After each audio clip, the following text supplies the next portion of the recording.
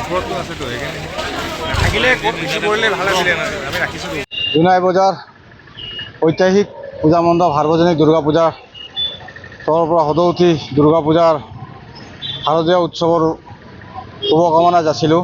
অৰ্ধাহিত এই শৰদৰ উৎসৱত অসমীয়াৰ সেমেকা উৰুঙা আজি হ'বলগীয়া হৈছে। তথাপিও আমি দুৰ্গা পূজাখন আমাৰ মাৰ এই শাৰদীয় উৎসৱ কৰিবলৈ কাৰণে আমি আহিছোঁ। তাৰ বাবে আজি কেইদিনমান আগত আমাৰ 19 তাৰিখে যি আমাৰ হিয়াৰ আমঠু জুবিন গাৰ্গ যি তেখেতৰ যি আজি মৃত্যু হ'ল, সেইটোক লৈ কিনে আমি নিজকে আমাৰ অসমৰ লগতে উত্তৰ পূবৰ এটা সম্পদ হেৰুৱাইছোঁ। তাকে আমি বহুত দুখত মৰ্মান্বিত হৈছোঁ।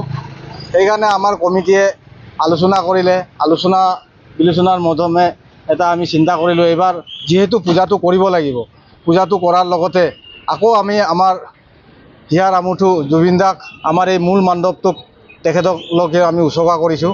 আৰু এই মূল মণ্ডপটো উচৰ্গাৰ কাৰণ এইটোৱে হয় যে আজি জুবিন দাই জাতি বৰ্ণ ধৰ্মকে ধৰি কিনে গোটেই সমাজখনক একতা কৰি লৈ যোৱাৰ যি এক অনুপ্ৰেৰণা আমাক দি গৈছিলে, সেই অনুপ্ৰেৰণাটো আজি আকৌ আমি অসমবাসীৰ লগতে দেশবাসীক আমি ইয়াৰ পৰা জনাব বিচাৰিছোঁ।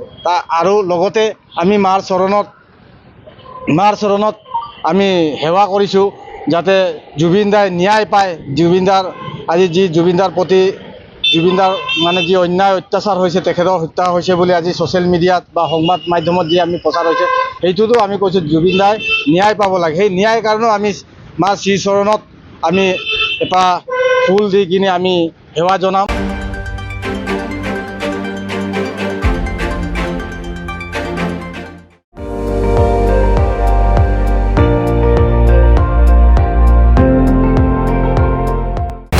আপুনি চাই আছে ND24, সৰ্বশ্ৰেষ্ঠ নহয় সৰ্বোত্তমৰ দৌৰ।